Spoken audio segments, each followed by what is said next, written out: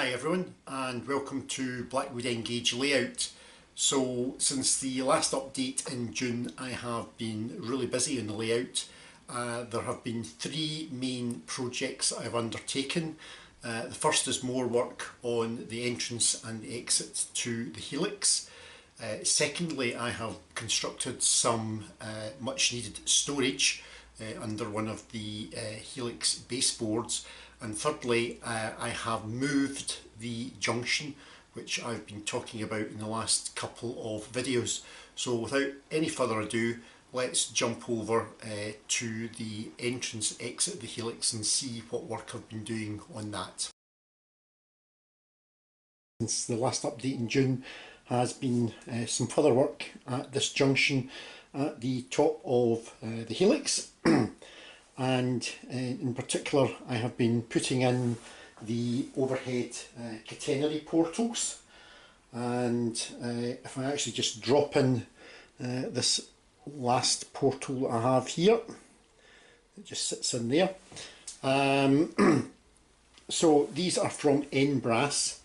They're kits, brass kits, which come in an etch, and you basically fold the legs and the lattice girders around the former, and then once you've done that you can attach various different types of register arms. They have different types of register arms depending whether you're in the north part of the West Coast Main Line or on the southern part of the West Coast Main Line. It's entirely up to yourself what type of register arm that you actually pick and choose to use.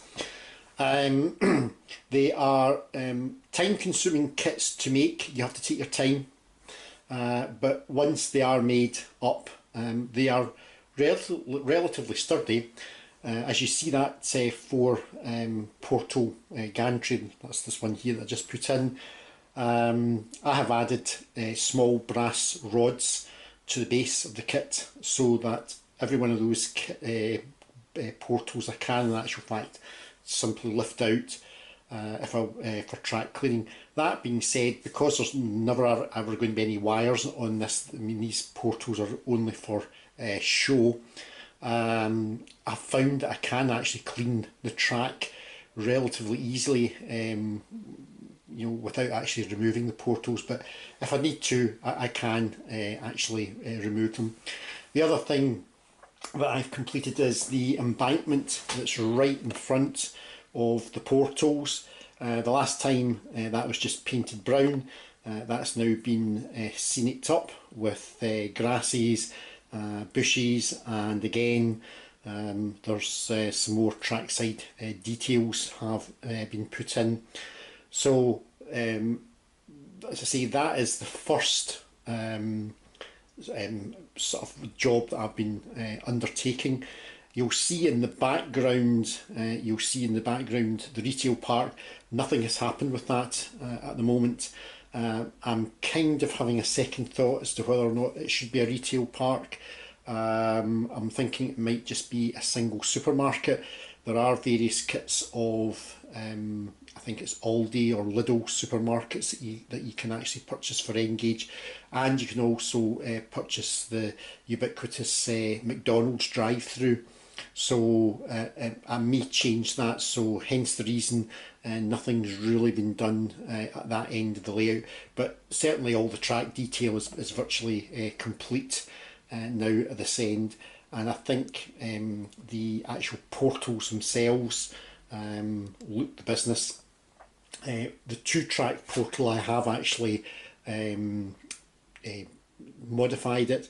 As you can see, there is only a single leg on it. Again, it's prototypical, and the leg that I didn't use I've used to make this double, if you like, double single mast. You quite often see that where there's a point in the track obviously diverges. You find you've got 2 single masts, if you like, attached to a single post. So I've actually replicated that on that single post there. and again I think it looks the part. So I'm pretty happy with the junction so far. If I pan round, you'll see I have started to put some of the scenery up between the loop line here and the main running line. That's as far as I've got, because obviously there was another job which I'll come to later on in the video, but that's job number 1. And now we can move over and I'll tell you about job number 2. Okay, so job 2, I'm actually going to start, and I'm actually showing you underneath the table baseboard of one of the helixes. Now, as you can see, underneath this table baseboard, I have got various tools that have all been shoved in there, and to be honest with you, it is a lot of wasted storage space. So what I have actually done on the other table baseboard which holds the other helix, I have actually constructed some pull-out storage, which we'll go and have a look at right now. So here we are over at the other table baseboard for the other helix, and as you can see, I've got a drawer. I've constructed a pull-out drawer, and as you can see, it comes right out, fully extends right out, and I have got a lot of my scenic material that is now all able to be got at without having to rake through lots and lots of different plastic boxes. So all this is made out of is 12mm plywood. I had some spare plywood left over, and all I had to purchase was a pair of roller ball hinges from Messrs B&Q, and I've simply added some rails onto the side of the legs of the baseboard, and then attached the roller hinges, and then made myself a drawer. And it was important the drawer fully extends right out, and it really glides really easily. So if all that stuff was on the floor at the back, I would never see all these bits and pieces here. You'd forget you have them. But as you can see, you can get in, and it's a really smooth sliding drawer. What I will do is, there is enough room, there will be another drawer put along underneath that, and again that will take or allow me to empty more of my plastic tubs that I have. And then on the other helix table that we were looking at earlier, we'll do exactly the same thing, or I'll do exactly the same thing. I'll build another couple of drawers there, so it means that I'm not wasting any space at all, and that will actually free up space within the actual layout room as well. So that's an added bonus. So that was job number 2 that I've been busy on. So let's now go and look at what's the third job I've been up to. So job number 3 has been remodelling this link track here. Now originally the track ran from the point here on the new circuit. It simply came round and it curved round, and in fact if I put the original point, the point sat in something like that. So as you can see, this track joined onto there, so it was very short. This track here, or point, has now been taken out, and this track here now runs all the way down. It will go underneath the rebuilt road bridge there. It comes all the way down here until it gets to the next bridge, when we now have a long radius point in. The point that I've just sat on there, that was the original crossover. So you had a short radius point, or a medium radius point there, and then there was actually a curved point in here. So that point has gone as well. And when we come over to the other side of the Station Road Bridge, there is the new crossover junction. So 2 long radius points. Quite pleased with the way this has been done. in that I've managed to cut into the existing concrete track. I did think that I might have to have lifted all this track here back to round about there, because there is actually a track join there, but I've actually managed to cut these points in. Took me a long time of a lot of measurements and a lot of checking before I actually committed to getting the razor saw out and actually cutting through the existing track. But I have managed to get the 2 points in. So what I now have are 3 long radius points here, and obviously it does look a lot better. And the main thing is that this track here is now much longer. It will hold easily hold a 5 car train on it, and it is switchable. You can switch the power out so a train can be held.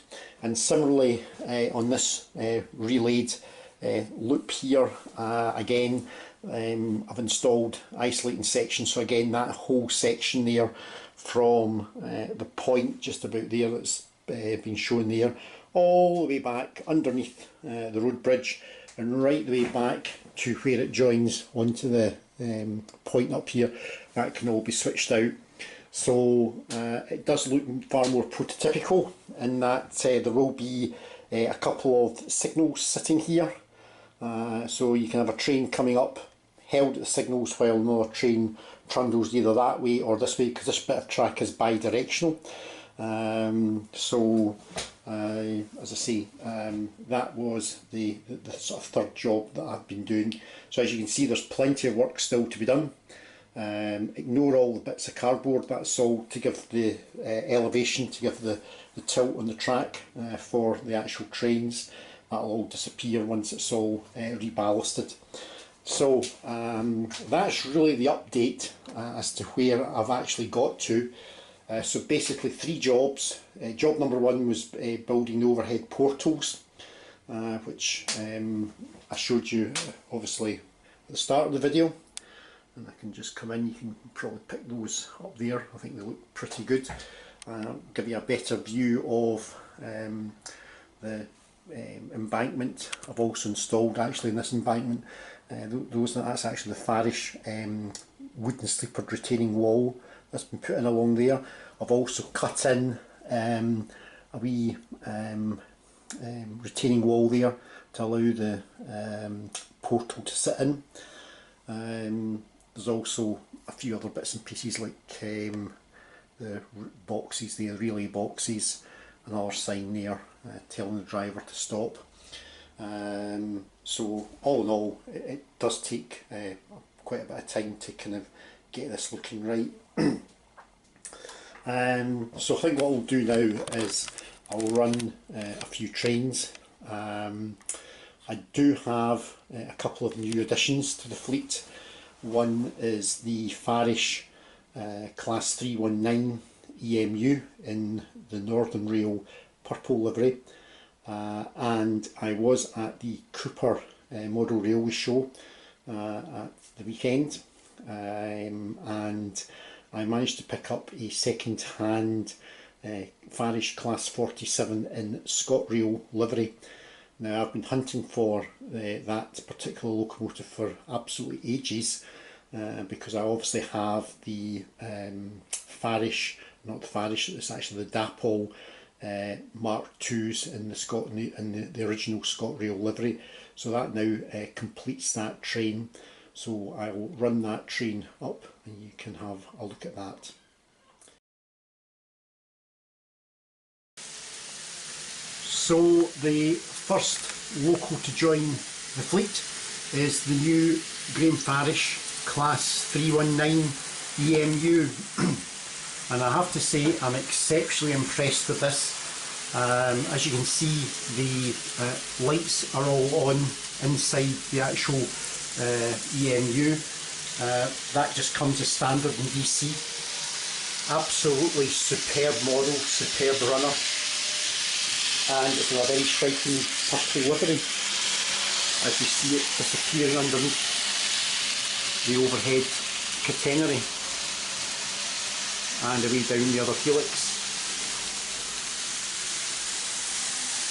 And just coming up the other helix, I have managed to track down the ScotRail Class 47 that goes with the ScotRail Mark IIs. And again, just come down here.